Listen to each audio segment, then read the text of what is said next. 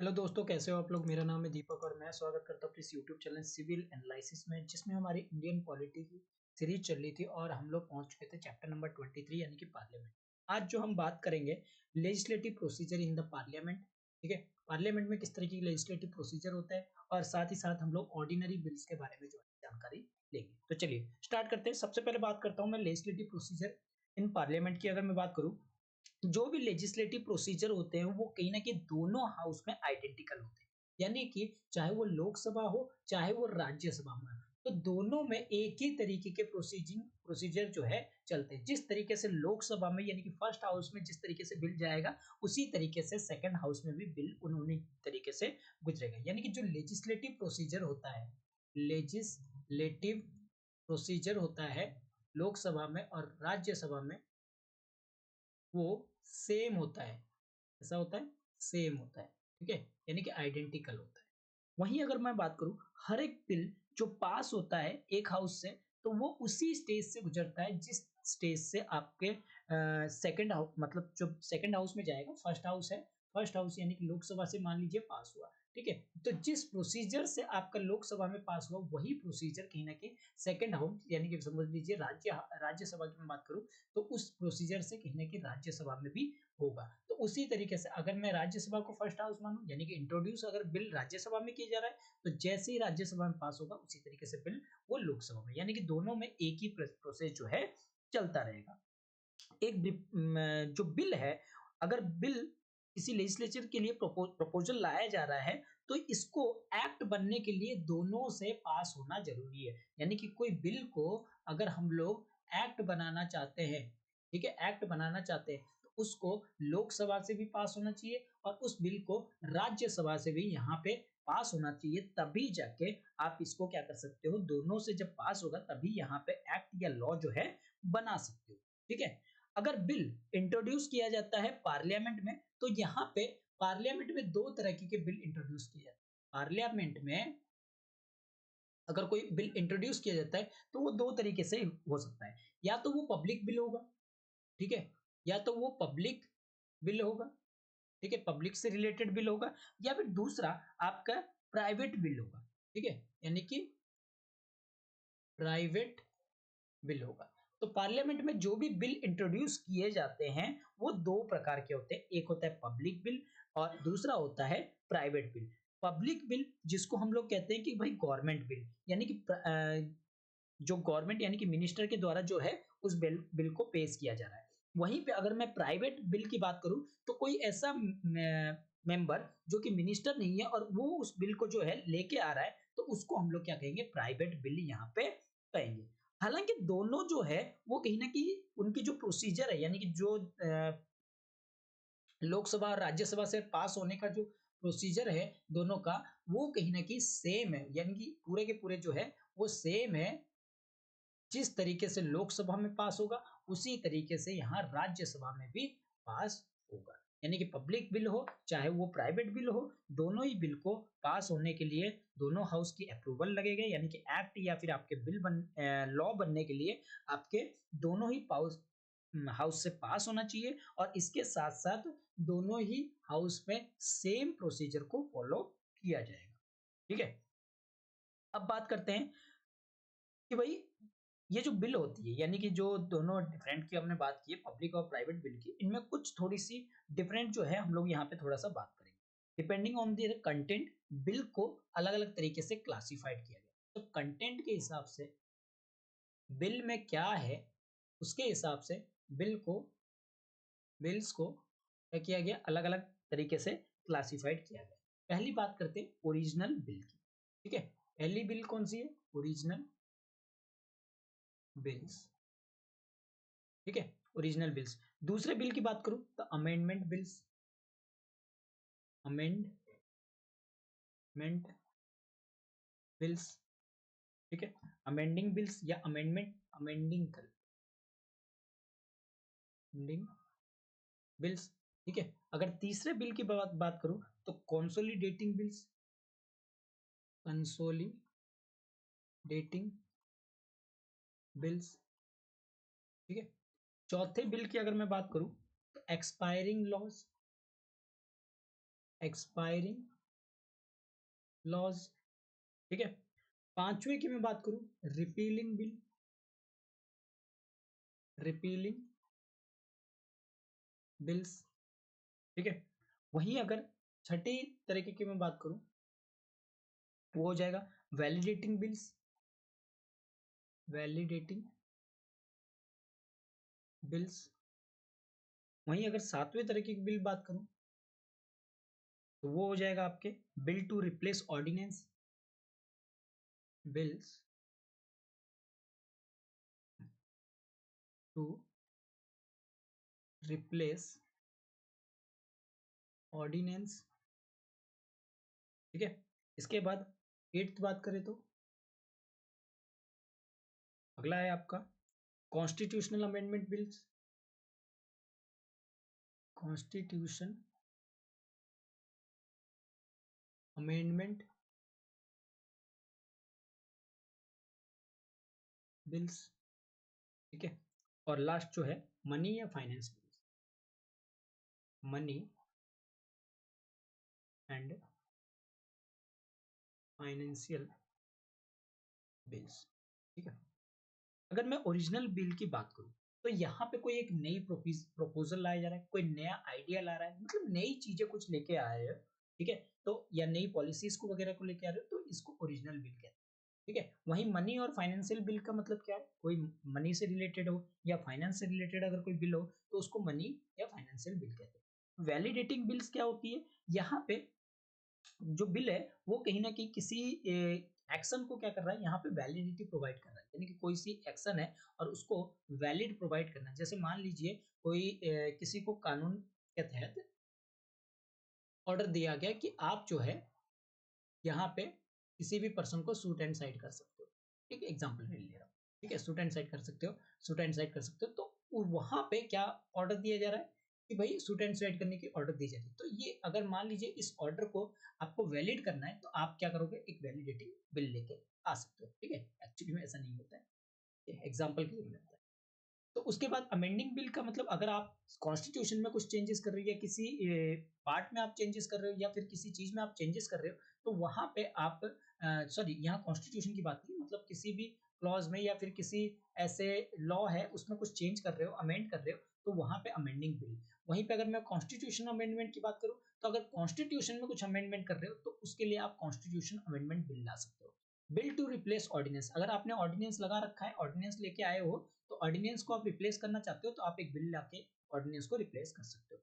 उसके बाद अगर बात करते हैं कंसोलिडेट बिल की, तो कंसोलिडेट बिल का मतलब क्या है कि मान लीजिए आपके पास तीन चार स्कीम है और तीन चार स्कीम को उठा के किसी एक में डालना चाहते हो। ठीक है, कंसोलिडेट करना चाहते हो, तीन चार स्कीम को मिला के एक स्कीम के अंडर में डालना चाहते हो, तो यहाँ पे आप कंसोलिडेट बिल जो है लेके आ सकते हो। एक्सपायरिंग बिल, एक्सपायरिंग लॉस की अगर मैं बात करूं, तो एक्सपायरिंग लॉस किसे कहते हैं, अगर मान लीजिए कोई ऐसा लॉ बना रखे, ऐसा कोई पॉलिसीज है जो एक्सपायर हो चुका है, लेकिन अब उसको कंटिन्यू करना चाहते हो, यानी कि आपने वैलिडिटी दिए थे कि 2020 से ये स्कीम 2025 तक चलेगा, लेकिन 2025 खत्म होने के बाद आप चाहते हो इसको वैलिडिटी दी जाए, इसको और आगे तक जो है बढ़ाया जाए, तो यहाँ पे आप क्या कर सकते हो, यहाँ पे कंटिन्यूएशन यानी कि एक्सपायरिंग लॉ या बिल जो है कंटिन्यूएशन के लिए लेके आ सकते हो। ठीक है। इसके बाद रिपीलिंग बिल, अगर आपको कोई लॉ ऐसा लगता है कि इसको हटाना चाहिए, इस ये नहीं होना चाहिए, तो आप रिपीलिंग बिल जो है लेके आ सकते हो। ठीक है। तो ये 8 तरह के 9 तरह के बिल है। ठीक है। तो इस प्रोसीजर के बेसिस पे यहाँ पे पार्लियामेंट जो है अलग अलग तरीके से इन बिल को जो है लेके चलता है।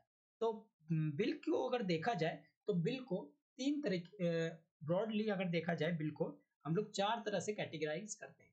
ठीक है। पहली बिल, पहला बिल है ऑर्डिनरी बिल, ऑर्डिनरी बिल।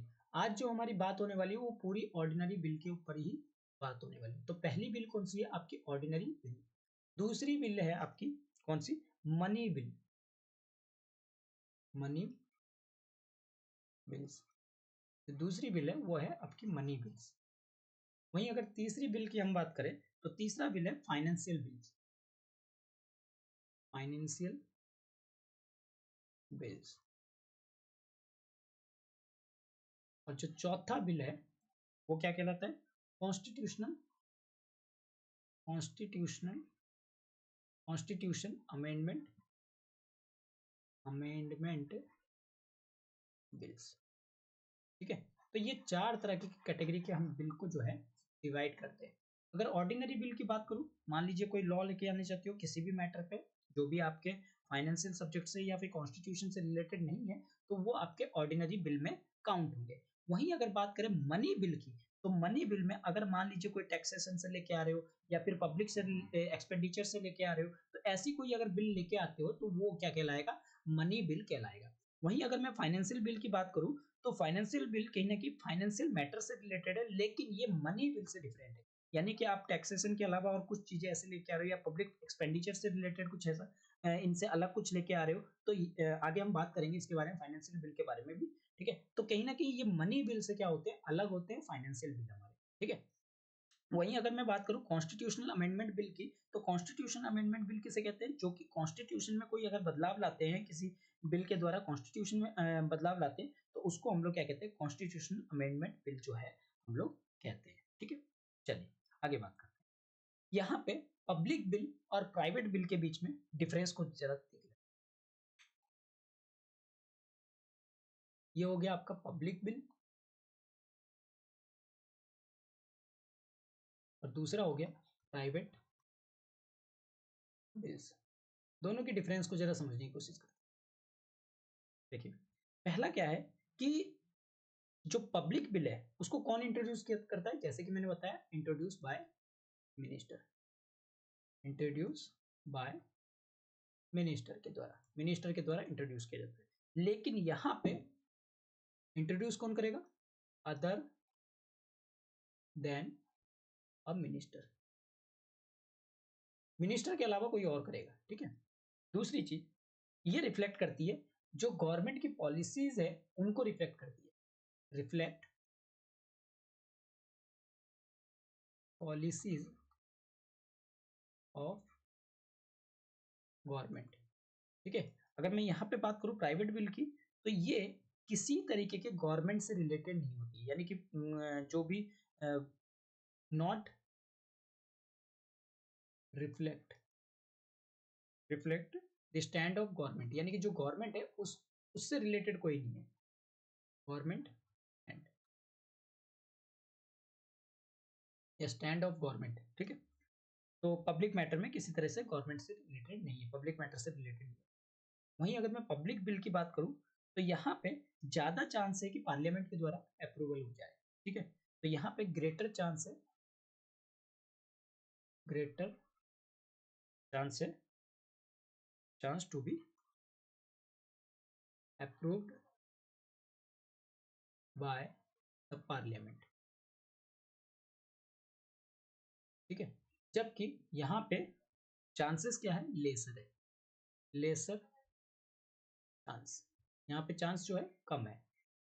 वहीं अगर यहाँ पे मैं बात करूं, अगर इसका रिजेक्शन दिखाते हैं, तो कहीं ना कहीं अगर ये बिल रिजेक्शन होता है, तो कहीं ना कहीं पार्लियामेंट में जो है वो कहीं ना कहीं कॉन्फिडेंट नहीं है, गवर्नमेंट की कॉन्फिडेंट नहीं है। अगर पब्लिक बिल कोई आता है और उसको रिजेक्शन करते हैं, तो इसका मतलब क्या बताता है कि यहाँ पे रिजेक्शन अगर होता है, तो यहाँ पे कॉन्फिडेंट के ऊपर सवाल उठ जाता है, जो गवर्नमेंट है उस पे उसके पास कॉन्फिडेंट है या नहीं है। अगर रिजेक्ट हो जाता है तो कॉन्फिडेंट नहीं होगी, तो यहाँ पे रिजाइन करने की जो है नौबत आ जाती है।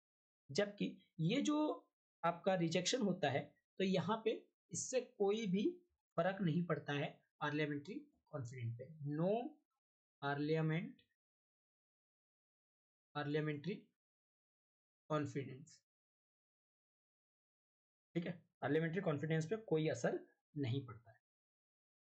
ठीक है, अगर आप पब्लिक बिल इंट्रोड्यूस कर रहे हो, तो आपको 7 डेज की नोटिस जरूरत है, 7 डेज की नोटिस यहाँ पे जरूरत पड़ेगी अगर आप कोई पब्लिक बिल लेके आ रहे हो। वहीं अगर एक प्राइवेट बिल लेके आ रहे हो, तो आपको 1 मंथ की आपको क्या चाहिए, नोटिस चाहिए, 1 मंथ की नोटिस चाहिए। ठीक है, वहीं अगर मैं पब्लिक बिल की बात करूं, तो ये डिपार्टमेंट जो है कंसल्ट करके, यानी कि लॉ डिपार्टमेंट से कंसल्ट करके यहाँ पे ड्राफ्ट किए जाते हैं। Drafted drafted bye by the concerned department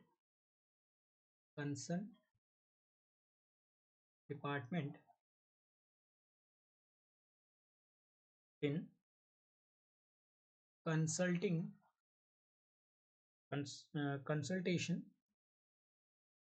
consultations with the law department, यानी कि लॉ डिपार्टमेंट से यहाँ कंसल्ट करके आप जो है इस बिल को लेके आ सकते हो। और यहाँ पे अगर बात की जाए तो यहाँ पे अगर प्राइवेट बिल कोई लेके आ रहा है तो रिस्पॉन्सिबिलिटी किसकी होती है? रिस्पॉन्सिबिलिटी जो होती है वो उस मेंबर की होती है, ठीक है।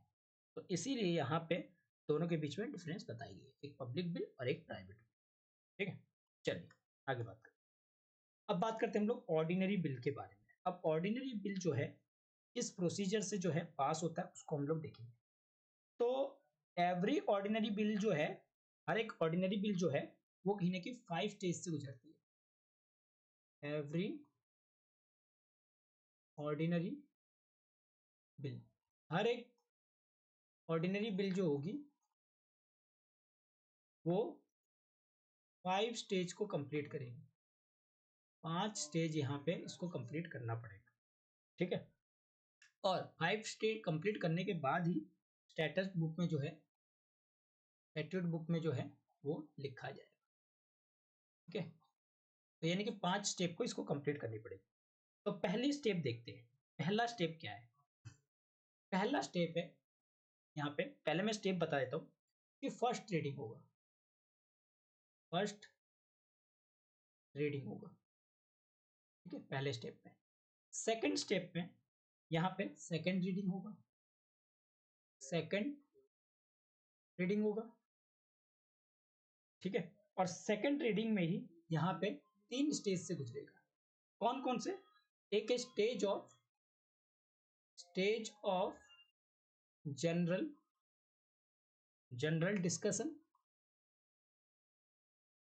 डिस्कशन। दूसरा है आपका कमिटी स्टेज,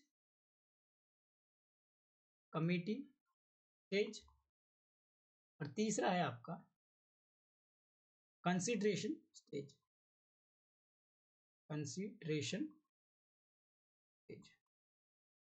ठीक है। उसके बाद तीसरा अगर मैं स्टेज की बात करूं, ठीक है, तीसरे आपके स्टेज की बात करूं, ये इसके सब पार्ट है सेकंड रीडिंग के। तीसरे स्टेज की अगर मैं बात करूं तो तीसरा क्या है? Third reading. और चौथी अगर मैं बात करूं, bill in second house, bill in the second house. And fifth बात करूं तो एसेंट ऑफ द प्रेसिडेंट। तो इतने तरीके से होके जो है बिल, इतने होने के बाद आपका यहाँ पे जब एसेंट मिल जाएगा तो ये स्टैट्यूट बुक में जो है दर्ज किया जाएगा, ठीक है। तो ये तरीका है आपका ऑर्डिनरी बिल का, ठीक है। चलिए एक एक करके समझते हैं। पहली बात करते हैं फर्स्ट रीडिंग। तो यहाँ पे बात करते हैं फर्स्ट रीडिंग। फर्स्ट रीडिंग में क्या होता है? देखिए, फर्स्ट रीडिंग की बात करें तो एक ऑर्डिनरी बिल जो है वो दोनों ही हाउस में इंट्रोड्यूस किया जाता है। ऑर्डिनरी बिल जो है अगर इंट्रोड्यूस करने की बात है तो वो इंट्रोड्यूस दोनों ही हाउस में कर सकते हैं, चाहे वो लोकसभा हो चाहे वो आपका राज्यसभा हो। दोनों हाउस में क्या किया जाता है? इंट्रोड्यूस किया जा सकता है, ठीक है। और ये जो बिल है वो मिनिस्टर भी कर सकता है, ये जो बिल है वो मिनिस्टर भी कर सकता है या फिर अदर मेंबर भी कर सकता है। अगर मिनिस्टर करता है तो वो पब्लिक बिल, और अदर मेंबर करता है तो वो आपका प्राइवेट बिल, के बारे में मैंने पीछे डिस्कस भी किया है। ठीक है, तो यहाँ पे मेंबर जो चाहता है इंट्रोड्यूस कराना, तो उसको पहले परमिशन लेनी पड़ेगी किसकी? मान लीजिए लोकसभा भी हम लोग लेके चले, हम लोग लोकसभा में बिल को इंट्रोड्यूस, तो लोकसभा में अगर बिल को इंट्रोड्यूस कर रहे हैं, यानी कि ऑर्डिनरी बिल को इंट्रोड्यूस कर रहे हैं, तो सबसे पहले लोकसभा से हमें क्या करनी पड़ेगी? आपका परमिशन लेना पड़ेगा। ठीक है, पूछना पड़ेगा, आस्क करना पड़ेगा, परमिशन लेना पड़ेगा कि भाई हम ये बिल जो है यहाँ पे इंट्रोड्यूस करने वाले हैं। जो मूवर होगा, यानी कि जो भी मिनिस्टर होगा जो इस बिल को मूव कर रहा होगा, वो फर्स्ट रीडिंग के टाइम पे, ठीक है, जो भी आपके मूवर होगा वो क्या करेगा? फर्स्ट रीडिंग के टाइम पे रीड करेगा, किस चीज को रीडिंग करेगा? पहली बार में इसके टाइटल को रीड करेगा, और इसके साथ साथ टाइटल के साथ साथ दूसरी पॉइंट ऑब्जेक्टिव्स को भी, ऑब्जेक्टिव को जो है यहाँ पे रीडिंग करेगा। लेकिन यहाँ पे कोई डिस्कशन नहीं होगा, नो डिस्कशन, किसी तरीके के डिस्कशन यहाँ पे नहीं होगा। जब टाइटल पढ़ लिया और उसके बाद ऑब्जेक्टिव को रीडिंग कर लिया, तब ये क्या होगा? डिस्कशन इस बिल पे नहीं होगा स्टेज पे। फिर इस बिल को क्या किया जाएगा? अब यहाँ पे रीडिंग कर लिया, रीडिंग करने के बाद ये बिल कहाँ जाएगा? आपके पब्लिश होगा इन गैजेट। ठीक है, पब्लिश होगा इन गैजेट ऑफ इंडिया, पब्लिश होगा, पब्लिश्ड होगा in the gadget of India. Gadget of India में क्या होगा? पब्लिश होगा।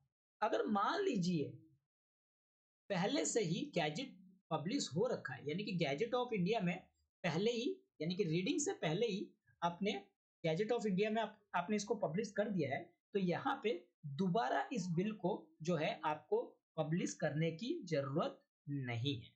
लेकिन लेकिन रूल 64 क्या कहता है? रूल 64 क्या कहता है? यहाँ रूल 64 कहता है लोकसभा का कि स्पीकर चाहे या उसको रिक्वेस्ट किया जाए कि जो ऑर्डर ऑफ पब्लिकेशन है किसी भी बिल का गैजेट में करना होगा, तो यहाँ पे अगर कोई मोशन नहीं आता है, अगर मान लीजिए आपने परमिशन लिया और कोई मोशन आया तो अलग बात है। अगर इस बिल के रिगार्डिंग कोई मोशन आपने इंट्रोड्यूस नहीं किया है, तो इस केस में यहाँ पे जरूरी नहीं है कि आपको बिल को जो है इंट्रोड्यूस कराना, यानी कि it shall not be necessary to move for leave to introduce the bill. अगर बिल उसके बाद इंट्रोड्यूस की जाती है तो ये जरूरी नहीं है, मान लीजिए एक मोशन, रूल 64 ये कह रहा है, तो मान लीजिए अपनी बिल लेके आए और उसके रिगार्डिंग में आपके लिए कोई मोशन जो है लेके आया, ठीक है, और मोशन लेके आया, अब मोशन उसके ऊपर जो है मान लीजिए नहीं हुआ, मान लीजिए वो मोशन को खारिज कर दिया गया, तो ये जरूरी नहीं है कि आपको इसको रीपब्लिश करना पड़ेगा।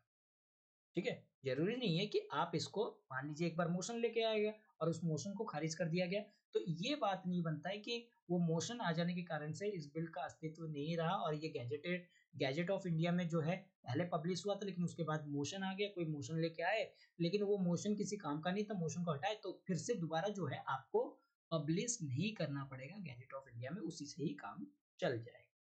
ठीक है, मान लीजिए पहली बार पब्लिश हो गया, ठीक है, गैजेट में पब्लिश हो गया, किसी मिनिस्टर ने क्या किया, इसके ऊपर कोई मोशन लेके आया, तो मोशन लेके आने का मतलब किसी भी तरीके की मोशन लेके आए इसके ऊपर, इस बिल के ऊपर लेके आए या किसी भी तरीके के बिल मोशन लेके आए, तो ये जरूरी नहीं है, मान लीजिए कि लोकसभा में जो है पार्टी को गिराने का नो कॉन्फिडेंट मोशन ही लेके आ गए, तो जब आपके नई जो सरकार चुन के आएगी तो उसके लिए जरूरी नहीं है कि फिर से आप क्या करो, इसको आप गैजेट ऑफ इंडिया में जो है पब्लिश करवाओ।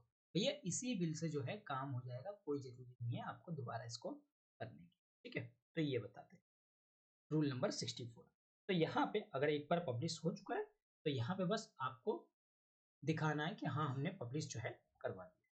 तो इसके बाद फिर बढ़ते हैं हम लोग सेकेंड रीडिंग की तरफ। तो सेकेंड रीडिंग क्या कहता है? सेकेंड रीडिंग ये हमारा दूसरा पॉइंट है। ठीक है, ये हमारा सेकंड पॉइंट है। सेकंड रीडिंग में क्या होता है, इस स्टेज में जो बिल है यहाँ पे केवल सिर्फ जनरल डिस्कशन ही नहीं होता है, यानी कि जनरल टर्म्स के ऊपर बात नहीं होती है, बल्कि जो डिटेल स्क्रूटनाइज यहाँ पे डिटेल्ड स्क्रूटनाइज यहाँ पे की जाती है, यानी कि डिटेल तरीके से यहाँ पे जांच वगैरह जो है की जाती है, और इसको यहाँ पे फाइनल शेप देने का काम किया जाता है। फाइनल शेप देने का यहाँ पे काम किया जाता है, ठीक है। डिटेल स्क्रूटनाइज की जाती है और यहाँ पे फाइनल शेप देने का जो है काम जो है किया जाता है, ठीक है। आई होप कि यहाँ तक आपको क्लियर होगा। वास्तव में अगर देखा जाए ये जो स्टेज है इसमें तीन चीजें कहीं ना कहीं, तीन स्टेज और इंक्लूडेड है इसी स्टेज में। आपके तीन स्टेज जो है वो कहीं ना कहीं छोटे छोटे स्टेज इंक्लूडेड है। क्या होता है, क्योंकि ये इंपॉर्टेंट स्टेज होता है, इसमें जो है आपको स्टेज ऑफ जनरल डिस्कशन किया जाता है, स्टेज ऑफ जनरल डिस्कशन किया जाता है। अब स्टेज ऑफ जनरल डिस्कशन में क्या होता है कि भाई आप नॉर्मली इसके ऊपर जो है डिस्कस करते हो, ठीक है। यहाँ पे जो भी प्रिंटेड कॉपीज होती है, यानी कि आपने गैजेटेड में छपवाए तो वहां पे जो प्रिंटेड कॉपीज बनी बिल की, वो सभी मेंबर को क्या जाएगा, डिस्ट्रीब्यूट किया जाएगा। ऑल मेंबर को यहाँ पे डिस्ट्रीब्यूट किया जाएगा प्रिंटेड कॉपीज, ठीक है। जो भी बिल की प्रिंटेड कॉपीज होगी उसको डिस्ट्रीब्यूट किया जाएगा, ठीक है। जो भी प्रिंसिपल बिल होगा या इसके प्रोविजन होगा उसको यहाँ पे डिस्कस भी होगा, डिस्कस होना यहाँ पे स्टार्ट होगा, डिस्कस्ड होंगे यहाँ पे, ठीक है। जनरली डिस्कशन होंगे, लेकिन जो डिटेल है, ठीक है, detail of the bill are not discuss यहाँ पे, लेकिन जो डिटेल है डिटेल को डिस्कस नहीं किया जाएगा।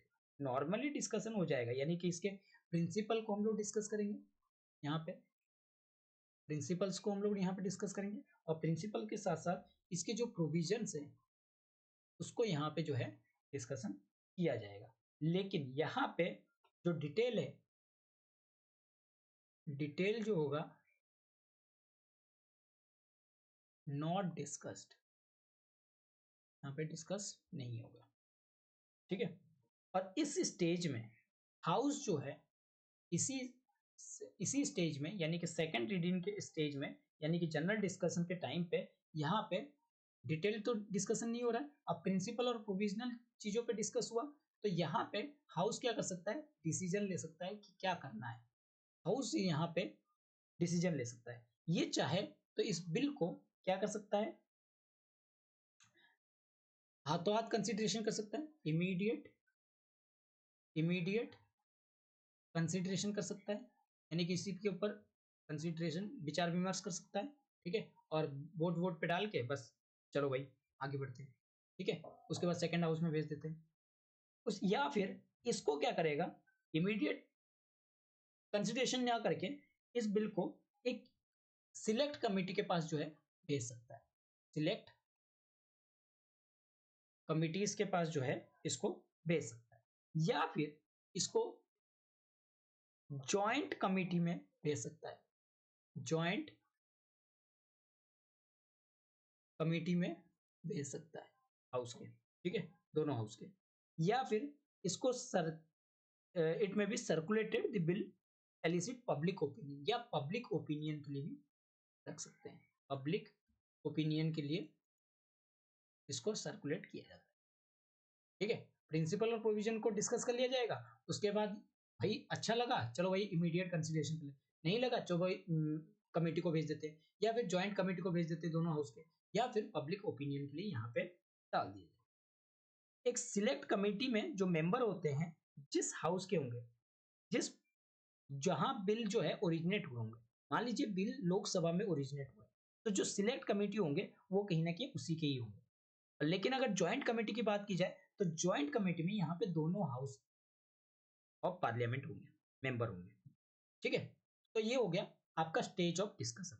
इसके बाद बात करते हैं भैया अगला स्टेज कौन सा होगा, बी जो पॉइंट होगा, ये आपका ए पॉइंट था, ये आपका पॉइंट नंबर ए था, ठीक है, जिसमें 3 पॉइंट स्टेज बताए थे। तो बी स्टेज में क्या होगा, बी स्टेज में यहाँ कमिटी स्टेज आएगा, कमिटी स्टेज आएगा। कमिटी स्टेज क्या कहता है भाई? कमिटी स्टेज कहता है ये ज्यादातर प्रैक्टिस की जाती है भाई, कमिटी के पास भेज दिया जाए, यानी कि कोई एक सिलेक्ट कमिटी किया जाए, कमिटी को सिलेक्ट किया जाए और उस कमिटी के पास जो है,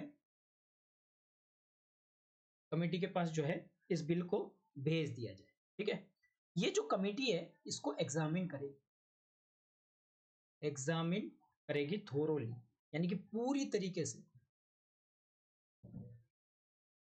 ठीक है, थोरोली इसको क्या करेगी? एग्जामिन करेगी।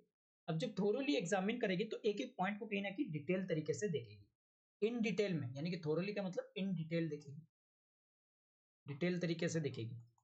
ठीक है, और क्लॉज बाय क्लॉज देखेगी, क्लॉज बाय क्लॉज जो है इसको देखेगी।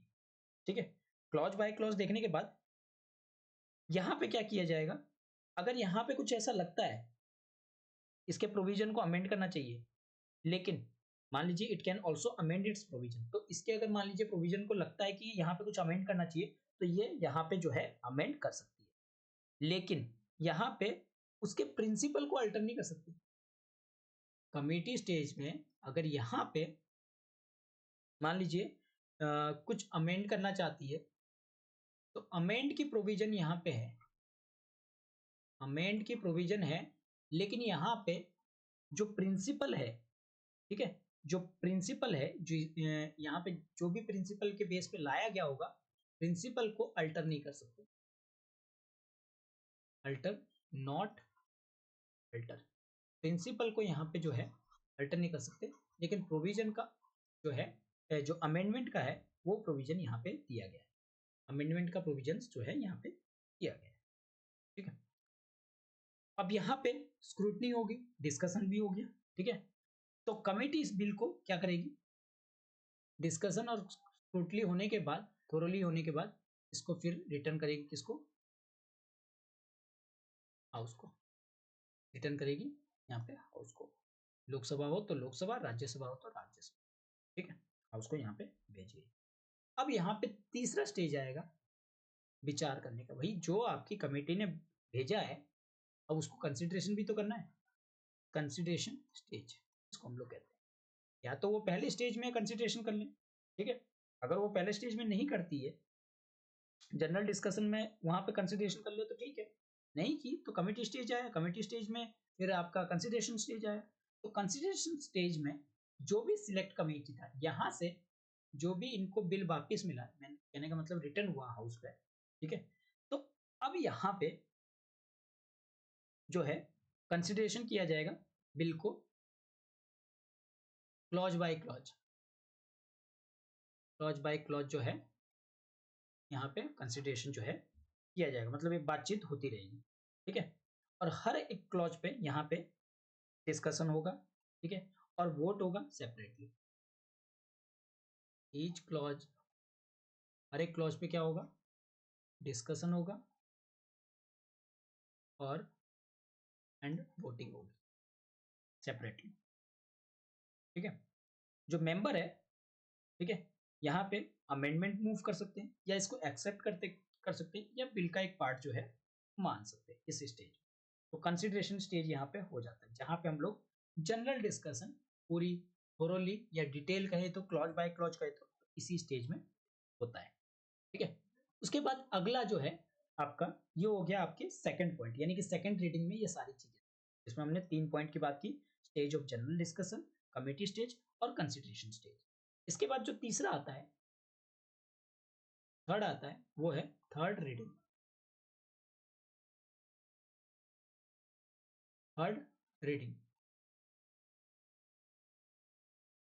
थर्ड रीडिंग में क्या होता है? इस स्टेज में जो डिबेट है, जो डिबेट हुआ है, यानी कि जो वाद विवाद हुआ है दोनों पक्ष, जो भी मेंबर्स के बीच में, वो या तो डिबेट में एक्सेप्ट किया जाएगा, एक्सेप्ट किया जाएगा, या फिर इसको रिजेक्ट किया जाएगा। ठीक है, रिजेक्शन होगा बिल का पूरी तरीके से, और यहां पे कोई भी नो अमेंडमेंट अलाउ, यहाँ पे कोई भी अमेंडमेंट जो है वो नहीं होगा।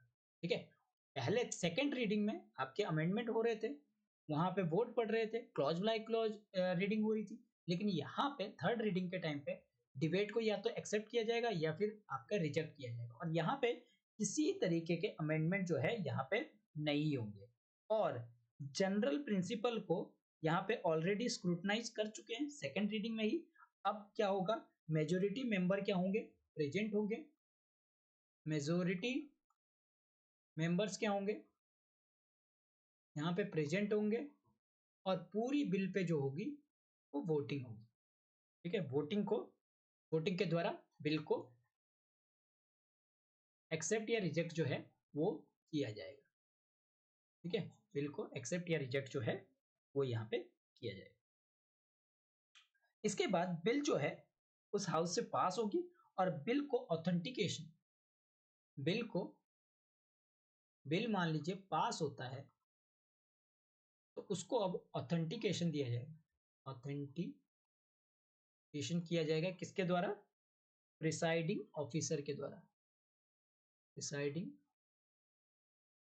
ऑफिसर के द्वारा जो है, जो भी हाउस का है उसको ऑथेंटिकेशन किया जाएगा। उसके बाद इसको सेकंड हाउस में भेज दिया जाएगा, सेकंड हाउस में इसको भेज दिया जाएगा। ठीक है, अब बिल को ये माना जाएगा कि एक हाउस जो है यहाँ पे तैयार है, बिल्कुल इसको पास कर चुकी है, और यहाँ पे दोनों हाउस की कहीं ना कहीं एग्री की जरूरत पड़ेगी, तो यहाँ पे सेकंड हाउस में जो है आपका जाएगा। तो चौथा पॉइंट जो है, यानी तीसरा पॉइंट हमने थर्ड रीडिंग की बात कर ली, अब चौथे पॉइंट में आपका जो बिल जाएगा वो कहाँ जाएगा, आपके bill in second house, bill in the second house. अब जैसे कि मैंने बताया प्रोसीजर कहीं ना कहीं सेम होता है, तो जब सेकंड हाउस में जाएगा तो दोनों ही तरीके के सेकंड हाउस में बिल को इन्हीं 3 स्टेज से पास होना पड़ेगा, 3 स्टेज से पास होना पड़ेगा, यानी कि first reading, second reading and third reading. ठीक है, तो यहाँ पे 4 अल्टरनेटिव हो जाते हैं, 4 रास्ते जो है मिल जाते हैं सेकंड हाउस को कि वो बिल का क्या करेगा। उसके पास 4 रास्ते खुल जाते हैं। पहली बात तो कि वो पास कर दे बिल को और फर्स्ट हाउस को रिटर्न कर दे, पास कर दे, pass the bill and return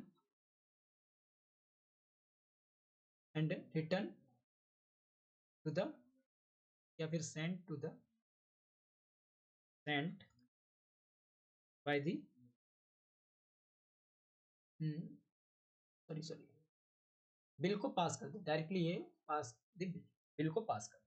ठीक है, बिना किसी अमेंडमेंट के, विदाउट अमेंडमेंट, विदाउट अमेंडमेंट।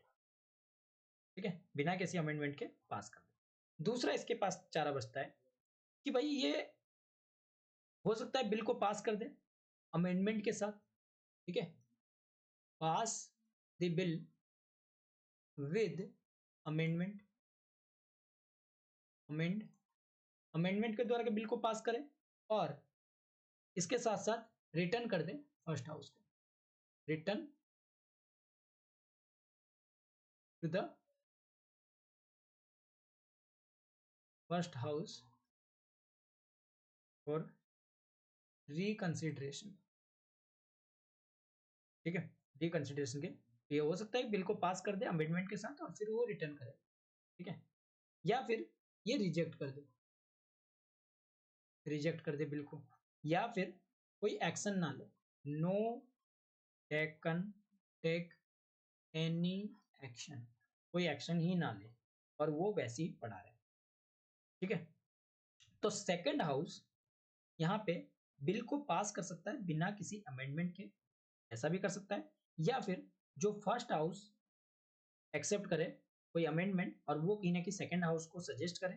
ठीक है, या फिर बिल को पास किया जाए दोनों हाउस से और उसके बाद प्रेसिडेंट के एसेंट के हिसाब से, प्रेसिडेंट के लिए एसेंट के लिए भेज दिया जाए। दूसरी तरफ अगर देखा जाए, अगर बिल फर्स्ट हाउस के द्वारा रिजेक्ट किया जाता है, पहली कंडीशन तो ये थी कि बिल को पास कर दिया जाए, ठीक है, या फिर कुछ अमेंडमेंट करके जो है भेज दिया जाए, या दूसरा ये हो सकता है हाउस जो है पूरा रिजेक्ट कर दे, यानी कि तीसरा तरीका ये वाला तरीका, ठीक है, कि रिजेक्ट कर दे, और रिजेक्ट करने के बाद यहाँ पे फर्स्ट हाउस रिजेक्ट दी अमेंडमेंट जो भी सेकंड राउंड के द्वारा सजेस्ट किया जाए, और सेकंड हाउस जो है वो रिजेक्ट कर दे बिल को पूरी तरीके से, या फिर सेकंड हाउस जो है उसके ऊपर कोई एक्शन ना ले 6 महीने तक, ठीक है, ये भी कंडीशन हो सकता है। कहने का मतलब अगर ऐसे समझिए कि अगर पहली हाउस, मान लीजिए इन्होंने आपका अमेंडमेंट दिया और रिटर्न कर दिया फर्स्ट हाउस को, तो फर्स्ट हाउस के पास ये चारा बचता है कि वो इस अमेंडमेंट को माने, ठीक है, एक तरीका हो सकता है माने, या एक तरीका हो सकता है ना माने, ठीक है, ना माने, फर्स्ट हाउस जो है रिजेक्ट कर दे जो भी अमेंडमेंट सेकंड हाउस ने सजेस्ट किया, या फिर सेकंड हाउस जो है वो रिजेक्ट कर दे बिल को पूरी तरीके से, ये भी तो कंडीशन हो सकता है, या फिर सेकंड हाउस जो है कोई भी एक्शन ना ले, ये भी कंडीशन जो है वो हो सकता है। तो उस केस में क्या होगा, इन तीनों केस में अगर देखा जाए तो एक डेडलॉक की सिचुएशन बनेगी। डेडलॉक की अगर रिजेक्ट कर देते हैं और जबकि फर्स्ट हाउस पास कर देता है तो यहाँ पे भी डेडलॉक, कोई एक्शन ना ले तो भी डेडलॉक, अगर अमेंडमेंट करता है और रिटर्न करता है फर्स्ट हाउस को और फर्स्ट हाउस माने तो ठीक है, नहीं माने तो एक डेडलॉक की सिचुएशन बन जाएगी। तो इस केस में यहाँ पे डेडलॉक के टाइम पे क्या होगा, एक ज्वाइंट सिटिंग बैठाई जाएगी। ज्वाइंट सिटिंग तो किसके द्वारा लाई जाएगी भैया, प्रेसिडेंट के द्वारा लाई जाएगी, प्रेसिडेंट के द्वारा लाई जाएगी, ठीक है, जहां पे जो मेजोरिटी ऑफ मेंबर है प्रेजेंट होंगे और यहाँ पे वोटिंग करेंगे, ज्वाइंट सिटिंग को अप्रूवल देंगे बिल को, और बिल यहाँ पे पास होगा, ठीक है, दोनों हाउस के द्वारा, ठीक है, या तो अप्रूवल देंगे या फिर रिजेक्ट कर देंगे, यही चीज होगा, वैसे तो अप्रूवल ही मिल जाती है, ठीक है, तो यहाँ पे अप्रूवल देके पास किया। अब इसके बाद जाता है फिफ्थ स्टेज, यानी कि प्रेसिडेंट के पास, प्रेसिडेंट की एसेंट के लिए, एसेंट ऑफ द प्रेसिडेंट, ठीक है, एसेंट ऑफ द प्रेसिडेंट को जानते हैं, जरा इसके बारे में पढ़ते हैं। चलिए, तो यहाँ पे बात करते हैं हम लोग एसेंट ऑफ द प्रेसिडेंट। अब बिल हर चीज से हो गया, अब बात करते हैं एसेंट ऑफ प्रेसिडेंट, प्रेसिडेंट का एसेंट मिलना है। तो यहाँ पे हर एक बिल जब पास की जाती है दोनों हाउस से, चाहे वो लोकसभा हो चाहे वो राज्यसभा हो, दोनों हाउस से जब पास हो जाती है तो यहाँ पे अब आती है भैया प्रेसिडेंट के पास। तो प्रेसिडेंट के पास जब आती है, प्रेजेंट किए जाते हैं एसेंट के लिए, ठीक है, या तो वो पार्लियामेंट्री सिंगली पार्लियामेंट्री से पास हो या फिर ज्वाइंट सिटिंग से पास हो, ठीक है, तो प्रेसिडेंट के पास यहाँ तीन कंडीशन मिल जाती है, यानी कि प्रेसिडेंट के पास अल्टरनेटिव, तीन अल्टरनेटिव होती है, क्या, कि वो एसेंट दे दे, ठीक है, एसेंट दे दे, गिव असेंट, असेंट जो है दे दे बिल्कुल, ठीक है, या फिर दूसरा वो विदहोल्ड कर ले, विदहोल्ड असेंट, विदहोल्ड कर ले, ठीक है, यानी कि असेंट ना दे, ठीक है। तीसरा कंडीशन है वो रिटर्न कर दे, return the bill for reconsideration, reconsideration के लिए दोबारा वो बिल को रिटर्न कर दे हाउस में, जो भी हाउस में है, ठीक है। अगर यहाँ पे प्रेसिडेंट जो है अपना एसेंट दे देता है, अगर एसेंट दे देता है तो यहाँ पे क्या होगा कि ये जो बिल होगा वो एक्ट बन जाएगा या पॉलिसी जो है वो बन जाएगी, ठीक है, जो भी पॉलिसीज है वो बन जाएगी और स्टेटस बुक में लिख जाएगा,